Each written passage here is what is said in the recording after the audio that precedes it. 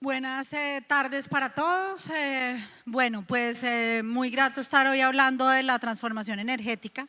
Creo que una de las cosas buenas de hoy, aquí hay de varios sectores, entonces es que casi siempre estamos o en el sector eléctrico, o en el sector de hidrocarburos, o en el sector de minería. Y pocas veces tenemos la oportunidad de ver todo el sector de manera integral. Hoy se trata un poco de ver cómo todos los factores confluyen. Voy a hacer un poco de énfasis en el tema de electricidad y en el tema de energías renovables, pero creo que la idea un poco es de este foro el día de hoy es que todos los sectores discutamos no solamente cómo unos con otros compiten, porque sin duda electricidad compite con hidrocarburos, como minería es algo absolutamente fundamental para la transformación energética y cómo Colombia tiene esa cantidad de oportunidades. ¿Dónde hay que apuntar?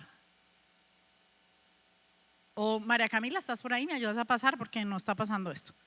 Bueno, entonces, lo primero es que nosotros enfrentamos la transformación energética desde el desafío más grande que tiene la humanidad en estos momentos, o uno de los desafíos más grandes, que es todo el tema del cambio climático. Y cuando uno ve esta gráfica, pues lo que ve es el mundo, cómo ha ido aumentando sus emisiones de carbono. Pero acá el llamado siempre es a ver que las emisiones de carbono aumentan al ritmo, digamos, del nivel de desarrollo del mundo y que entre las economías ganan mayor poder adquisitivo, mayor es el consumo de energía y mayor es las emisiones de carbono. China, por ejemplo, que tal vez es lo último que se ve en la gráfica, es un buen ejemplo, porque lo que se ha vivido en China en los últimos 20 años, que es un periodo muy cortico desde el punto de vista de desarrollo, desde el punto de vista de traer toda esa ruralidad a unos niveles de desarrollo que China nunca tuvo, pues generó un aumento en su ingreso per cápita y un nivel de desarrollo. Desde que la gente cocina con leña y prende velas hasta que la gente tiene celular, nevera y televisor. Y utiliza carros para transportarse desde las zonas rurales y hay también un mayor nivel de educación y eso incrementa la demanda por energéticos. Entonces acá el tema es que uno de los temas que tenemos que buscar es que dejen de estigmatizar al sector, porque es que el sector no produce energéticos por gusto y no está arrodillado viendo a ver quién le compra los energéticos. Somos los seres humanos los que somos adictos a la energía. Miren esta cantidad de luces, miren que todos me imagino que se vinieron en avión, nadie se vino en mula y eso nos hace que realmente somos los seres humanos los que somos adictos a los energéticos y no satanizar un sector que es el que le genera esa oferta al ser humano y ahí hay mucho de pedagogía por hacer. La buena noticia es que el mundo en este momento está desarrollando muchísimos herramientas para poder afrontarlo y la manera como nosotros lo vemos es que todo este cambio tecnológico, lo que estamos viendo, digamos que la cuarta revolución industrial es todo un capítulo, pero aparte de la cuarta revolución industrial, cuando uno ve este sector, el sector extractivo, minería, hidrocarburos y ve el sector eléctrico, muchas de las grandes transformaciones desde el punto de vista tecnológico se han dado en estos sectores. Por ejemplo, en el sector de hidrocarburos, la capacidad de perforar a mayor profundidad, la capacidad de hacer perforaciones costa afuera. Seguramente si el mercado de hidrocarburos no hubiera desarrollado primero sus exploraciones costa afuera, sería mucho más complicado pensar en generación eólica offshore. Entonces, acá lo que hay es una oportunidad porque este es un sector lleno de ingenieros, lleno de talento, que durante toda la vida cuando uno ve la historia, cómo ha evolucionado, lo que ha hecho es cambiar y incorporar nuevas tecnologías que le permiten superar los desafíos que tengan en ese momento. Una de las cifras que es más importante es que el 80% de las emisiones de CO2 que se producen en el mundo viene del sector energético y no es del sector energético, sino de que los humanos consumamos esa energía. de los bombillos que prendemos todas las noches, de los carros, de los aviones, de los trenes, etcétera, etcétera. Y el 90% de la reducción de emisiones de CO2 en el 2050, que se necesitan para que el calentamiento global no sea superior a 2%, depende de estos tres factores: energías renovables, eficiencia energética y electrificación. Siguiente. La buena noticia es cómo ha ido disminuyendo el costo de las energías renovables. Esto que tienen acá ustedes es solamente cómo disminuyó el costo de esta tecnología del 2017 al 2018. Cuando uno ve las gráficas, que otros que han estado conmigo en otros paneles, aquí tratamos de por lo menos renovar la gráfica, la narrativa no cambia, han visto que cuando uno ve en un periodo mucho más largo de la historia, pues la caída, por ejemplo, en el costo de la tecnología eólica es altísima y que eólica ya está por debajo del costo de la expansión de generación eléctrica tradicional. Y este tema es central, y el otro tema que está cayendo aceleradamente es el costo del almacenamiento y el costo de las baterías, y realmente las baterías van a ser, yo diría que el siguiente disruptor más grande, porque hoy en día no es eficiente hacer expansión de generación eléctrica con baterías, es supremamente costoso, y un carro eléctrico, que lo vamos a ver, pues todavía no es asequible o cuesta 2 veces lo que cuesta un carro de gas o un carro de combustibles líquidos, justo por el costo del almacenamiento. Así que ese es el siguiente hito que tenemos que romper.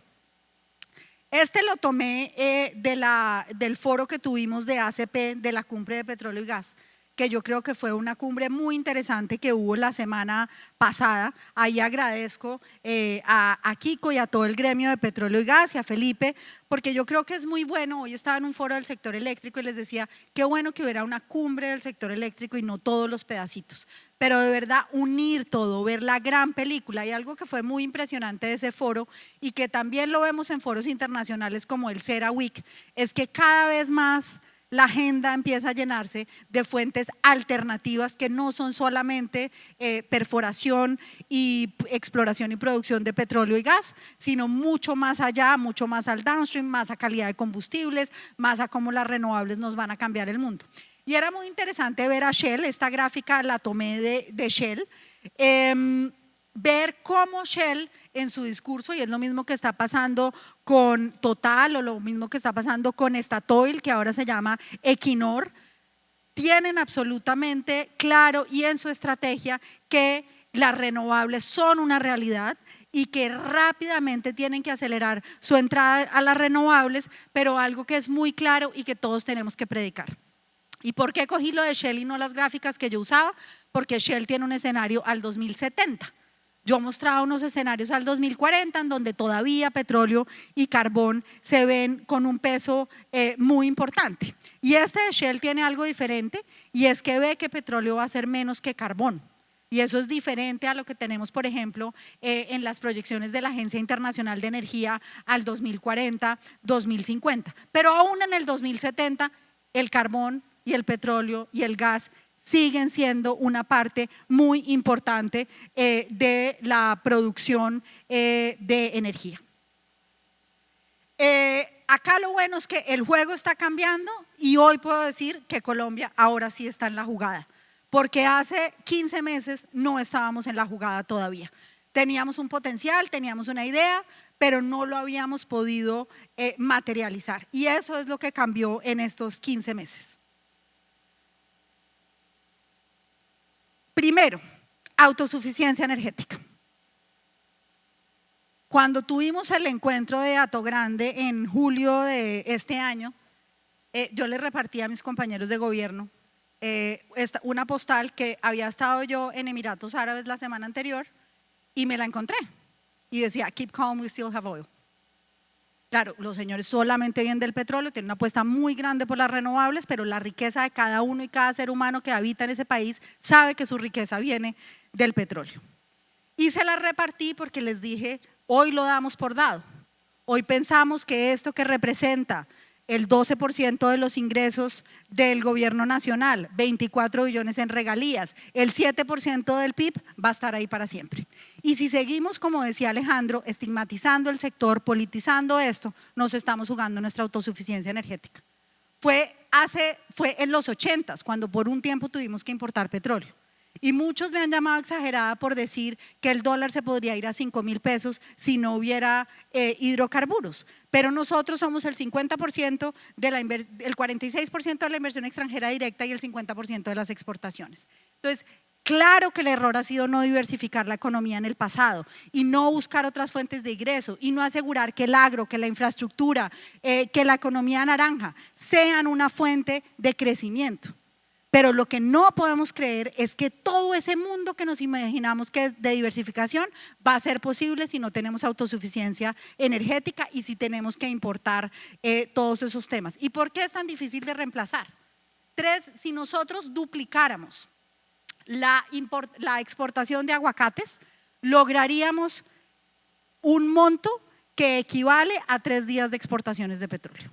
Entonces, hay un desafío muy grande, porque el mundo consume energéticos y porque tiene un valor muy distinto a otros temas. Hoy estaba leyéndome en el Economist un artículo, mi hermana hace producción audiovisual y por primera vez me encontré un artículo en el Economist que hablaba de las dos y hablaba del fenómeno del fracking en Estados Unidos y cómo en Estados Unidos hubo un gran boom tanto en la producción de carros, en todo el tema de producción de trenes, en diferentes épocas, y ahora el gran boom, había 2 booms, el del fracking y el de producción de contenido audiovisual.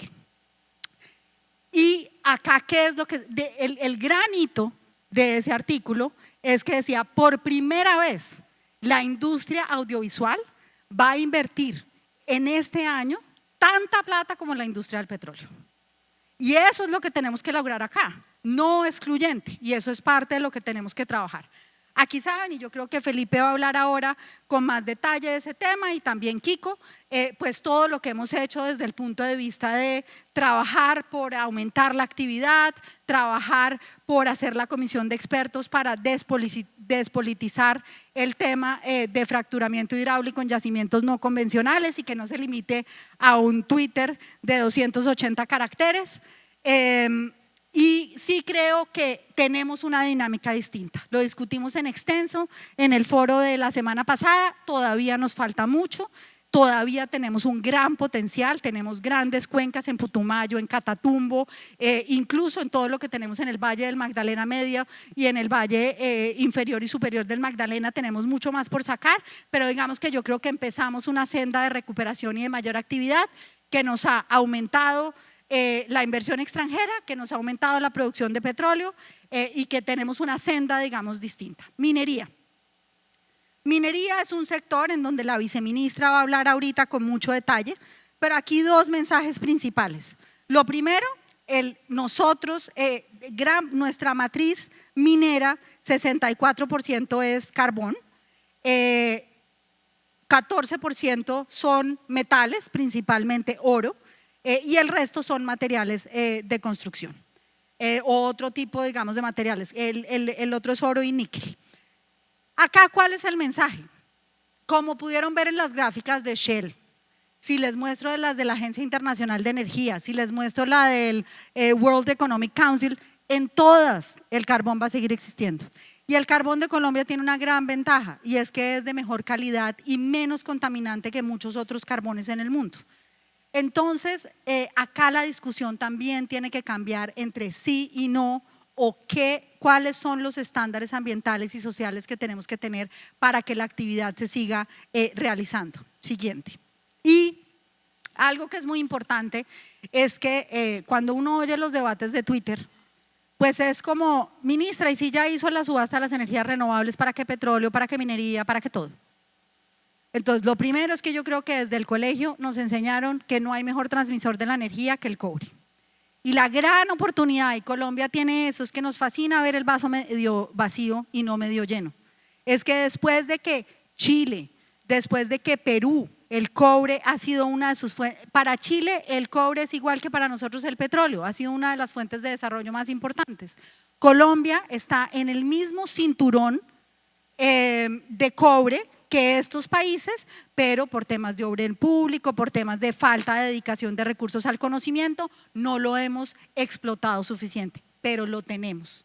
Y este es el dato con el que quiero que se queden. Por cada megavatio de energía eólica se necesitan 3.6 toneladas de cobre y por cada megavatio de capacidad solar 4.5 toneladas de cobre. Lo que está estimado es que la demanda de cobre al 2030 se puede duplicar. Entonces, de nuevo, si existe la tecnología, si existe el desarrollo, si tenemos la posibilidad de cambiar el relacionamiento con las comunidades, ¿por qué con los desafíos que tiene Colombia en el subsuelo? ¿Por qué si la gente va a marchar el 21 porque quiere más recursos para la educación o porque quiera más recursos para la salud o más recursos para otras cosas, nosotros nos vamos a negar a dejar esta riqueza enterrada en el subsuelo? Acá hay un tema, no lo puse en esta presentación, y es que cuando uno ve los objetivos de desarrollo sostenible, hay 17 objetivos. Y de esos 17 objetivos, todos necesitan de los energéticos para cumplirse. Y hay un objetivo, que es el objetivo número 13, que es el objetivo de acción por el clima. Pero nunca en los objetivos de desarrollo sostenible se dijo que frenáramos el desarrollo. Lo que se dijo es que tenemos que hacer todas las acciones como las que vemos a ver ahora para asegurar que el desarrollo sigue, pero de una manera más sostenible con el medio ambiente. Colombia contribuye con 0.4 del total de emisiones mundiales, pero es uno de los 20 países más vulnerables al cambio climático. Y una de las razones por la vulnerabilidad es por nuestra dependencia en las fuentes hídricas, porque somos de los que más sufrimos porque tenemos una matriz eléctrica muy limpia. Eso es un poquito paradójico. Y aquí yo creo que viene un debate, porque cuando uno ve los países nórdicos y uno ve cómo, por ejemplo, tienen una fuerza muy importante frente al cambio climático, pues la verdad es que la contribución per cápita también está en función del nivel de desarrollo. Lo que en este desafío del cambio climático tenemos que ver en términos de la equidad es que si quienes no contribuimos tanto tenemos la misma responsabilidad o no. Y nosotros como Colombia, como gobierno, como una decisión de Estado, no lo estamos tomando con toda la seriedad del mundo. Pero aquí un par de datos. Lo primero, acá típicamente dicen que sobre todo en la minería y en los hidrocarburos acabamos con las fuentes hídricas. Cuando uno ve esta gráfica y ve el uso de demanda hídrica de todos los sectores, puede observar que efectivamente, como tenemos una de las matrices eléctricas más limpias del mundo, eso hace que nosotros tengamos un uso hídrico muy importante en generación eléctrica, lo que es deseable. Cuando uno habla de energías renovables en el mundo, incluye solar, incluye eólica, incluye biomasa y incluye hidráulica. Aquí ya la estamos empezando a satanizar. Pero ustedes ven el efecto que tiene agricultura, que tiene el sector pecuario, piscícola, etc. Y ven que minería e hidrocarburos tienen un porcentaje pequeño. Porque la gente poco de lo que sabe es la cantidad de reuso que hay en el agua y toda la técnica que se utiliza para tratar el agua y para que no sea una demanda constante. Y los segundos datos que quiero que vean es el tema de emisiones nacionales de gases de efecto invernadero, en donde en industrias de la energía se va el 10%, pero es el tercero, en donde lo que para Colombia tiene que ser un admisible es que el 36% sea por causa de la deforestación.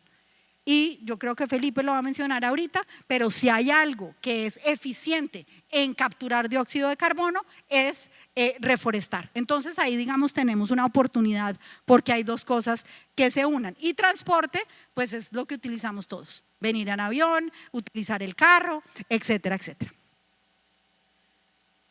Algo de lo que nos sentimos muy orgullosos como sector es que nosotros fuimos el primer sector. Colombia tiene una meta de reducción de emisiones de carbono y nosotros fuimos el primer sector que tenemos una estrategia clara con métricas medibles en un pacto entre sector privado y sector público de cómo vamos a reducir las emisiones.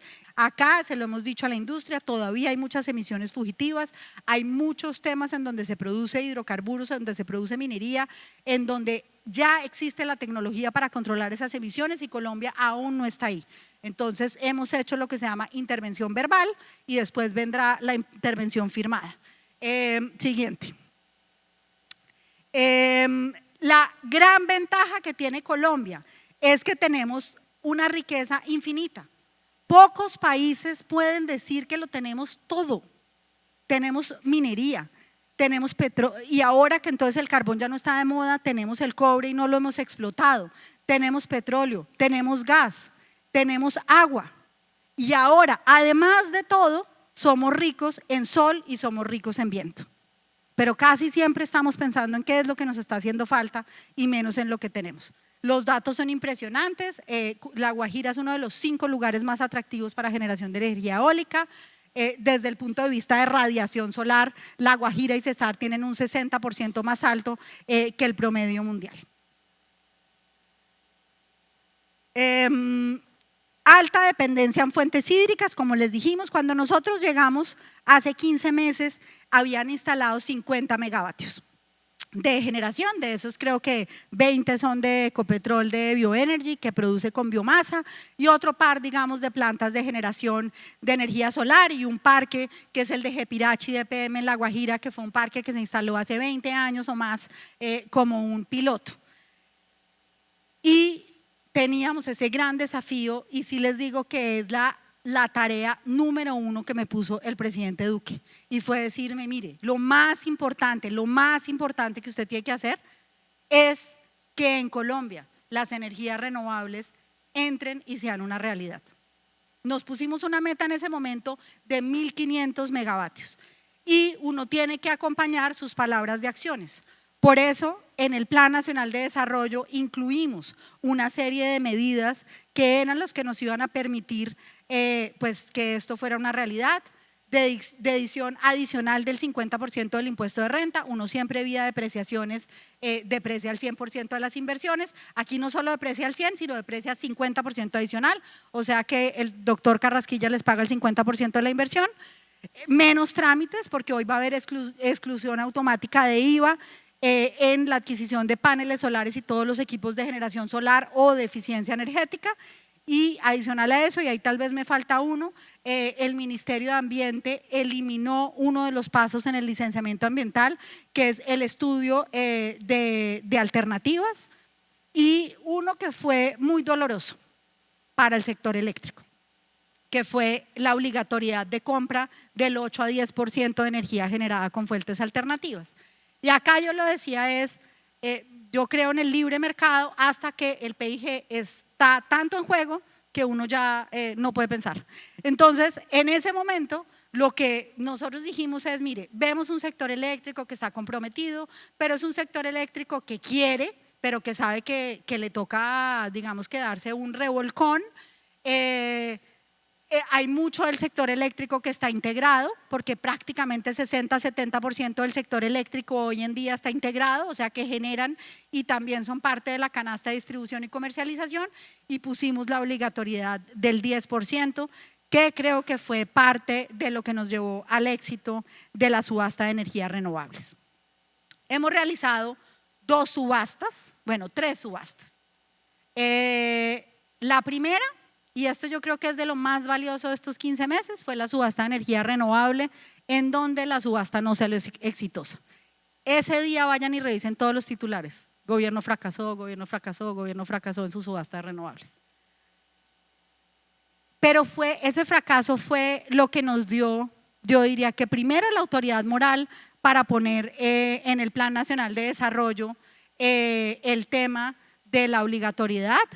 Segundo, para entender que como hacedores de política pública no habíamos escuchado suficiente al mercado y que el mercado era algo que generaba un cambio importante, pero que nosotros sí teníamos la posibilidad de hacer un producto que se acercara más al funcionamiento del mercado y que ese pedazo lo podíamos cambiar e hicimos un cambio muy profundo.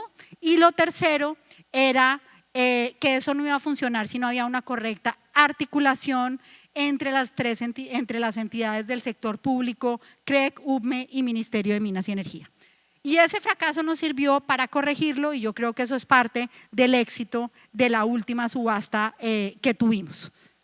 En esta subasta, pues realmente cuando suma esto y sumamos la del cargo por confiabilidad, obviamente no doble contamos los proyectos que quedaron en las dos, lo que tenemos es que hoy tenemos más de 2.200 megavatios asegurados que estarán instalados en el año 2022. Esto significa que pasamos de tener menos del 1% de energías renovables en la matriz de generación eléctrica a tener más del 10%. Significa que de hoy al año 2022 van a entrar 7.5 billones de pesos de inversiones en estas nuevas energías en Colombia y vamos a tener al menos 5.000 empleos directos. Todavía estamos calculando cuándo van a ser los empleos indirectos. Y tal vez lo más importante, y es que el costo se redujo en más de un 30%. Cuando hoy uno ve que le duele al bolsillo de los colombianos del estrato 4, 5 y 6, 4 pesos por kilovatio hora que se pone de sobretasa para poder atender las necesidades del fondo empresarial, para atender el servicio público esencial que obliga la Constitución, en donde Electricaribe y la solución de Electricaribe pesará mucho, 4 pesos. Y es una de las 10 razones del paro. Dicen que 4 pesos sobre 500 en esas 10 razones del paro es 35% de aumento, es 0.8%, pueden coger su calculadora, y es en el estrato 4, 5 y 6, pero en esta subasta el costo de la energía bajó 50 pesos. Cuando uno ve el promedio de los contratos a largo plazo, son contratos a 150 pesos sin el CERE, todo lo estaba haciendo con los mismos números, y esta subasta quedó en promedio a 97 pesos. Entonces es un impacto muy grande. Claro, no se ve inmediatamente en el bolsillo de los colombianos porque la energía tiene que empezar a producirse hasta que eso pase. Siguiente. Y tal vez lo más importante que nos muestra el potencial es que, bueno, que ya tenemos 2.200 megavatios que van a estar construyéndose, pero en la subasta con precios competitivos se quedaron más de 2.000 megavatios sin adjudicar. Gente que tenía garantías, gente que tenía cierre financiero y que puso un precio competitivo, más de 2.000 megavatios se quedaron sin adjudicar. Y en la UPME ya tenemos registrados 7.400 megavatios en proyectos potenciales. Entonces, aquí es en donde uno dice la transformación energética es una realidad y esto cambia mucho las dinámicas. ¿Por qué? Cambia las dinámicas de precio, le exige a la red eléctrica, a la red de transmisión, una exigencia por la variabilidad de estas fuentes. Compradores como Ecopetrol que compraron en esta subasta, yo estoy segura que después de esta subasta cuando se sientan a comprar energía de largo plazo, dice, venga que aquí yo tengo una fuente alternativa a comprarle a los generadores tradicionales. Entonces sí hay un cambio muy grande en las dinámicas de mercado. Y con la nueva energía también cerramos brechas de género y ahí voy a invitarlos a ver un video. ¿Qué es lo que más me gusta de trabajar acá? Me siento útil, me siento fuerte, me siento una mujer capaz de mí misma, segura. Gracias a esta oportunidad, a este proyecto, tengo un hijo que está estudiando y pues este ingreso me permite que él siga avanzando en su carrera. La verdad, el primer día que entré a trabajar, pues me sentía que no iba a ser capaz, ¿sí? Que el trabajo iba a ser muy pesado, muy difícil, pero no, di con buenas compañeras y aprendí mucho. Mi familia me pregunta que dónde trabajo, qué hago, y yo pues muy orgullosa les comento, pues yo soy una de las pioneras que está trabajando en una empresa generadora de energía solar. Considero que acá la labor la he hecho muy bien y quizá mejor que los hombres. Estamos trabajando muy fuertemente desde el gobierno en asegurar que hay más oportunidades para las mujeres en Colombia. En particular desde el Ministerio de Minas y Energía es donde tenemos uno de los mayores desafíos porque es el sector que tiene menor participación de mujeres en la fuerza laboral. Empresas como AES y Ecopetrol están trabajando fuertemente con esa política que tenemos desde el gobierno nacional de abrir más oportunidades y que las mujeres respondan a eso y que hombres y mujeres construyamos unos mejores ambientes laborales y una mejor sociedad. No podemos dejar de soñar y nunca es tarde para empezar a trabajar y volvernos unas mujeres independientes, fuertes, empoderarnos de nuestra capacidad y realmente pues muchísimas gracias por la oportunidad. Vivía en un mundo distante de amistades, distante de todo. Venirme a trabajar fue como sentirme útil, quitarme de la rutina de que sé lavar, planchar y cocinar. Me sentí libre y yo sé que yo podía y puedo todavía.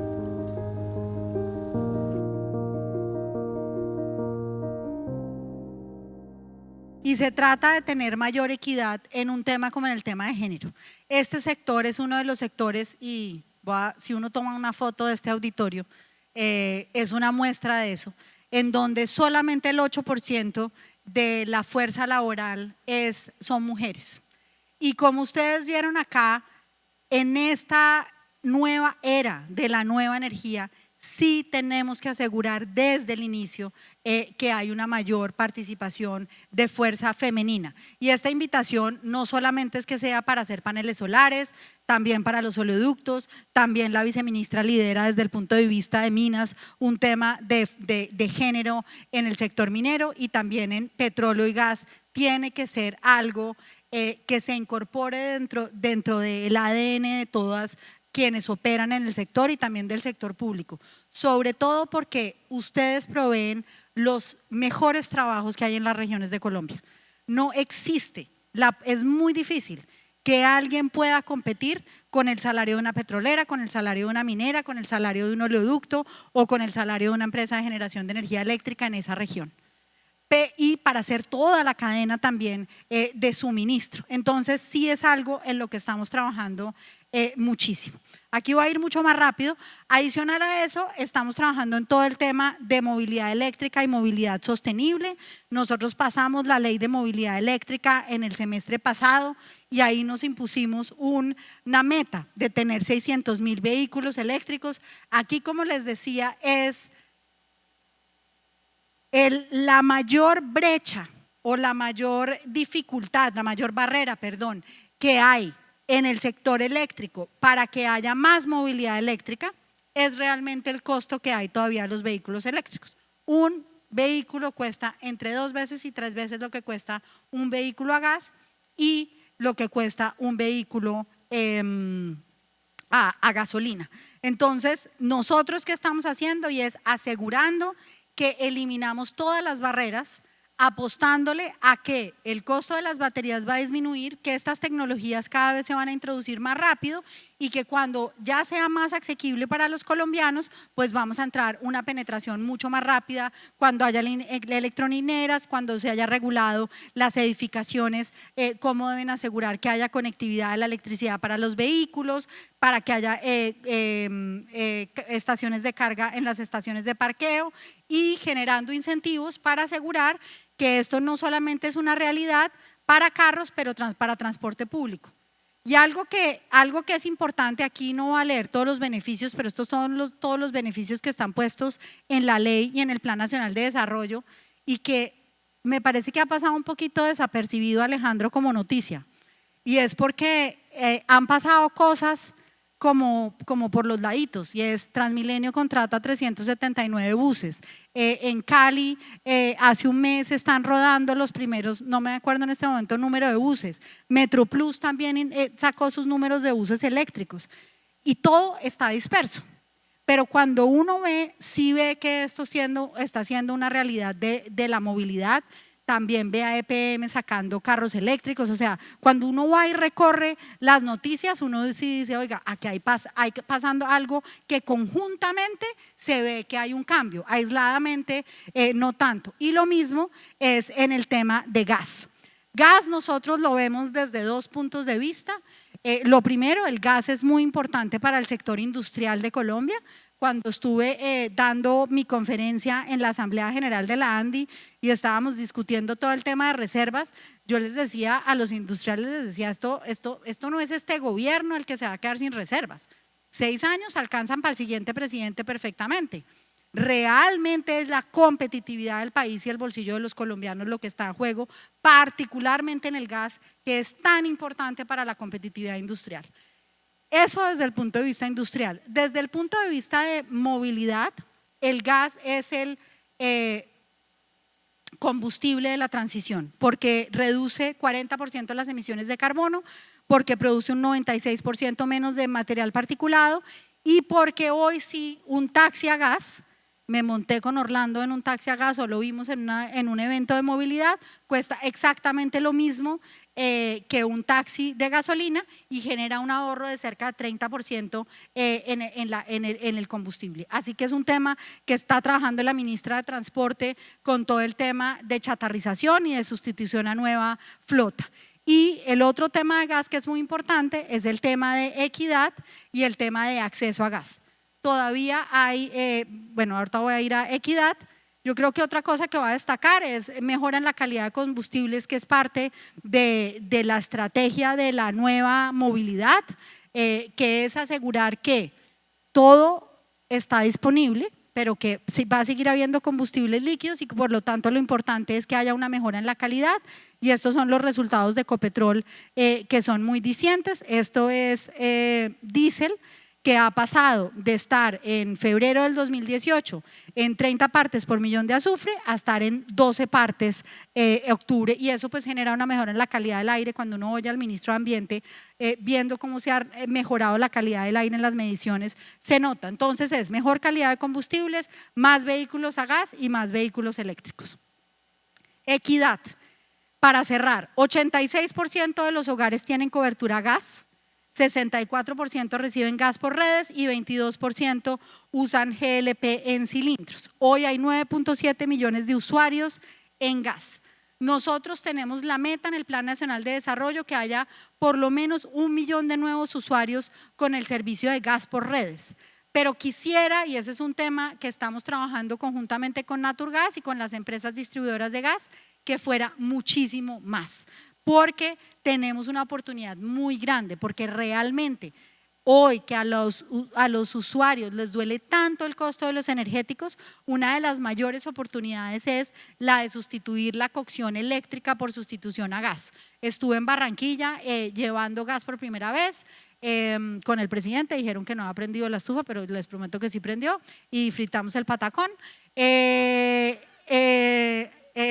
¿Sí o no? Que estuvimos allá, Orlando. Y lo que es importante y conectarlo con Electricaribe es decir que uno de los consumos más grandes de energía eléctrica es en la región Caribe. Y es en la región Caribe porque todavía hay muchísima cocción eléctrica. Y ahí es uno de los temas que tenemos que trabajar, porque es muy costoso para la gente cocinar con energía. Y a eso súmenle que hay 1,5 millones de familias colombianas, o sea, cerca de 4 millones de colombianos o 4,5 millones de colombianos que todavía cocinan con leña.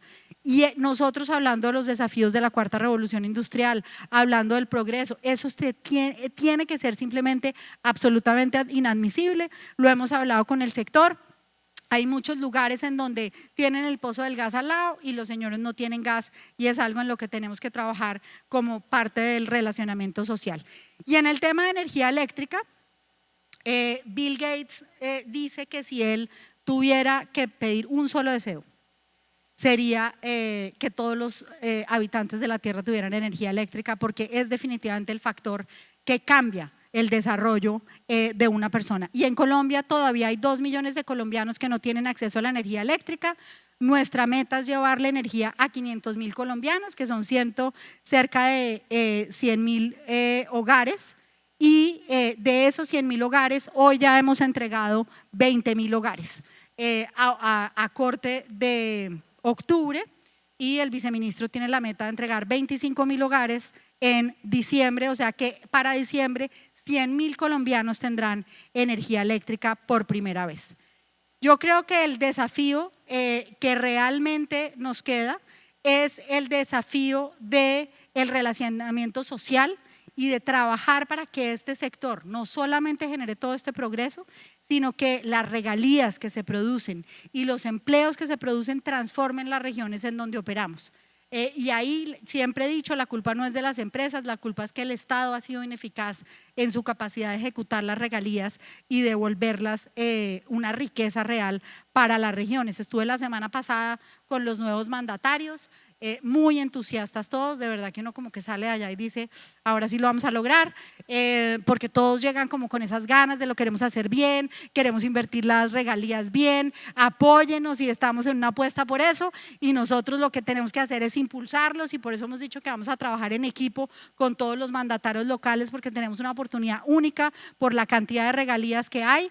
Y porque tenemos que transformar la región. Yo creo que si algo nos habla el inconformismo de la gente es que acumuladamente hay unas brechas de equidad, hay unas brechas de problemas que la gente quiere ver cosas distintas. Y este sector tiene la capacidad de hacerlo y la capacidad de transformar eso en una realidad. Tenemos que trabajar en equipo, tenemos que trabajar en empresa y empresa con sector público, siendo sector público gobierno nacional y entidades territoriales como un solo grupo que vamos a cambiarle y ayudar a transformar esos territorios. Y por último cerrar, esto ha sido lo que hemos hecho digamos un poco estos 15 meses, pero ¿en qué estamos concentrados ahorita? Y es en la misión de la transformación energética. Hay 20 expertos. Este año la ley 142 y 143 que nació después de la crisis del sector eléctrico, por eso las crisis siempre son una oportunidad, lo vivimos en Ecopetrol, y este año la ley 142 y 143 cumple 25 años y nosotros consideramos que la mejor inversión que podíamos hacerle a esos 25 años era pensar en cómo van a ser los próximos, al menos los próximos 10. Entonces la misión de la transformación energética lo que busca es trazar la hoja de ruta, porque en política pública lo más retador es ser suficientemente innovador al tiempo que uno es suficientemente predecible para las inversiones del sector privado, en donde estamos trabajando en estos 5 capítulos, porque aquí muchas cosas están cambiando, porque el almacenamiento, porque los medidores inteligentes, porque el cambio en la movilidad y la electrificación de la economía, el empoderamiento del usuario. Todos los que están aquí sentados tienen un rol pasivo como usuarios, prenden la luz y pagan la factura, y eso va a dejar de ser así. Y la misión trata estos 5 capítulos para no solamente tratar los temas de mercado, los temas de competitividad, cuál es el rol del gas en la transformación energética y la coordinación gas-electricidad, cómo va a cambiar y cómo regulatoriamente tenemos que prepararnos para la entrada de toda la disrupción de las tecnologías de la 4ª revolución industrial, cómo cerrar las brechas de equidad más rápido, porque a este ritmo en equidad no vamos a cerrar a esos 2 millones de colombianos con la suficiente velocidad, y una revisión general al marco institucional y regulatorio. Así que hemos estado trabajando estos 15 meses arduamente en este portafolio de transición y transformación energética y estamos trabajando esta ruta de los próximos 10 años. Mil gracias.